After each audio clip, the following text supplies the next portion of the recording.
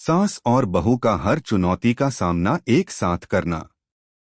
हमें अक्सर सास बहू के रिश्ते में तनाव और मनमुटाव की कहानियां सुनने को मिलती हैं।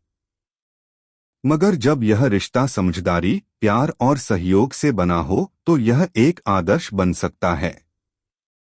इस कहानी में हम आपको एक ऐसे रिश्ते की तस्वीर दिखाने जा रहे हैं जहां सास और बहू ने मिलकर हर चुनौती का सामना किया और अपने परिवार को हर मुश्किल से निकाला। अगर आप अपनी माँ से प्यार करते हो और उनको हमेशा खुश देखना चाहते हो तो चैनल को सब्सक्राइब करो, लाइक करो, जय माता दी कमेंट करो। बहुत ही जल्द आपको खुशखबरी मिलेगी। प्लीज वीडियो को लास्ट तक जरूर देखें। अब आगे सुने। कहानी का आरंभ। हरिद्वार के एक छोटे से गांव में श्रीमती राधिका और उनकी बहू सिया रहती थीं। राधिका जी का जीवन बहुत ही सरल और सशक्त था। उनके पति का देहांत हो चुका था और अब वह अपने एकलौते बेटे की देखभाल कर रही थीं। सिया, उनकी बहू, एक खुशमिजाज और समझदार लड़की थी जो पढ़ाई में भी अव्वल थी। सिया के विवाह के बाद वह राधिका के साथ रहने आई थी। शुरुआत में थोड़ी नोकझोंक हुई थी, लेकिन राधिका और सिया दोनों की मेहनत और समझदारी ने इस रिश्ते को मजबूती दी। राधिका और सिया की कहानी एक दिन उस समय शुरू होती है जब उनके सामने एक बड़ा संकट आ जाता है। संकट का आगमन। गांव में एक बड़ी समस्या उत्पन्न हो गई थी। गांव में रहने वाले लोग दिन-ब-दिन खराब मौसम और अकाल के कारण परेशान थे। पानी की भारी कमी थी और फसलें भी मुरझा रही थीं। सरकार ने घोषणा की थी कि अगले कुछ महीनों में अनाज की आपूर्ति में भारी कमी आ सकती है। ऐसे में गांव के सभी परिवार चिंतित थे। सिया और राधिका दोनों ही स्थिति को समझती थीं। राधिका जी ने पहले ही कई बार गांव के मसलों पर चिंतन किया था और सिया ने हमेशा अपने ससुराल वालों से गांव की भलाई की बातें सुनी थीं। इस बार उन्होंने ठान लिया कि वे इस संकट से उबरने के लिए हर संभव प्रयास करेंगी। सास और बहू की टीम।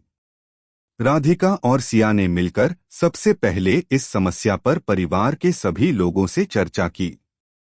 राधिका जी ने अपने बेटे देवेंद्र से कहा, हमें गांव के लोगों के लिए कुछ करना होगा। यदि हर परिवार अपनी स्थिति सुधारने के लिए कुछ कदम उठाए तो हम इस संकट से बाहर आ सकते हैं। देवेंद्र, जो एक सरकारी कर्मचारी था, ने समर्थन किया और गांव में कुछ योजनाएं शुरू करने की सलाह दी। सिया ने अपनी सास की बातों से प्रेरित होकर सोचा कि अगर वे पानी का सही तरीके से प्रबंधन करें और खेतों में सूखा प्रतिरोधी फसलें बोने की शुरुआत करें तो कुछ सुधार हो सकता है। उसने अपनी सास से कहा, माँ, अगर हम लोगों को सिखाएं कि पानी को बचाने और अधिक उत्पादन लेने के लिए क्या उपाय किए जा सकते हैं तो स्थिति सुधर सकती है। सिया और राधिका ने मिलकर एक योजना बनाई और गांव में एक बैठक आयोजित की। इस बैठक में उन्होंने पानी बचाने के तरीके, सूखा प्रतिरोधी फसलों के बारे में जानकारी दी और यह बताया कि कैसे सभी लोग मिलकर परिवार और गांव की भलाई के लिए काम कर सकते हैं। राधिका और सिया की बातें सुनकर गांव के लोग प्रभावित हुए और उन्होंने यह योजना अपनाने का फैसला किया। विपरीत परिस्थितियों में सहमति। कुछ समय बाद गांव में एक बड़ा तूफान आया जिससे हालात और भी खराब हो गए। कई घरों की छतें उड़ गईं और पानी की समस्या और गंभीर हो गई। इस बार स्थिति और भी विकट हो गई थी। लेकिन राधिका और सिया ने घबराए बिना अपनी योजना पर अमल करना शुरू किया। सिया और राधिका ने गांव में एक जल संचयन परियोजना की शुरुआत की। उन्होंने अपने घर के आंगन में एक बड़ा जल संचयन कूप खुदवाया और गांव वालों को यह तरीका समझाया। सिया ने छोटे बच्चों को भी जल की महत्ता समझाने के लिए जल बचाओ अभियान चलाया। राधिका जी ने गांव के बुजुर्गों से सुझाव लिए और सबकी मदद से जल संचयन की परियोजना को और विस्तार दिया।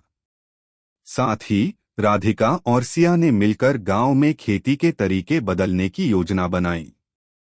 उन्होंने गांव के किसानों को बताया कि किस तरह से वे कम पानी में अधिक उपज प्राप्त कर सकते हैं।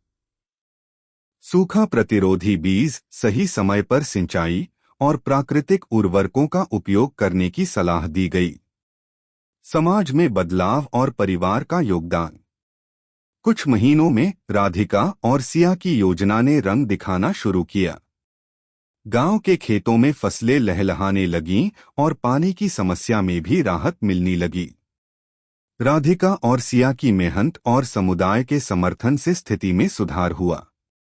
गांव में पानी की आपूर्ति बहाल हो गई और किसानों की जीवन शैली में बदलाव आया। साथ ही राधिका और सिया ने अपने परिवार में भी कुछ बदलाव किए। उन्होंने घर के भीतर जल बचाने के उपायों को लागू किया और परिवार के सभी सदस्यों को यह समझाया कि जल का सही उपयोग कैसे किया जा सकता है। देवेंद्र ने अपनी मां और पत्नी की मदद से परिवार के अंदर भी यह सोच फैलाने की कोशिश की। अंतिम सफलता। कुछ सालों बाद गांव के लोग पानी और खेती के मामलों में आत्मनिर्भर हो गए थे। राधिका और सिया ने गांव के बच्चों के लिए एक पाठशाला भी शुरू की, जहां उन्हें जल, पर्यावरण और कृषि के महत्व के बारे में शिक्षा दी जाती थी। इसने न केवल गांव में एक नई सोच का निर्माण किया, बल्कि राधिका और सिया की मेहनत और प्रेम ने सास बहू के रिश्ते को एक नई दिशा दी। राधिका और सिया की टीम अब गांव के आदर्श के रूप में जानी जाती थी। उनकी कोशिशों ने गांव को सिर्फ संकट से बाहर नहीं निकाला, बल्कि उन्हें एक नई ऊर्जा और प्रेरणा दी। वे दोनों सास और बहू केवल रिश्ते नहीं, बल्कि परिवार और समाज के लिए एक प्रेरणा बन गई थीं। यह कहानी एक उदाहरण है कि सास और बहू अगर एक दूसरे का समर्थन करें और मिलकर कार्य करें, तो किसी भी समस्या का समाधान ढूंढा जा सकता है। राधिका और सिया ने यह साबित कर दिया कि प्यार, समझदारी और सामूहिक प्रयास से बड़ी चुनौतियों का सामना किया जा सकता है। उनका रिश्ता केवल पारिवारिक स्तर पर नहीं, बल्कि सामाजिक स्तर पर भी एक प्रेरणा बन गया। कैसी लगी आपको कहानी? प्लीज कमेंट करो, लाइक करो, सब्सक्राइब करो। धन्यवाद।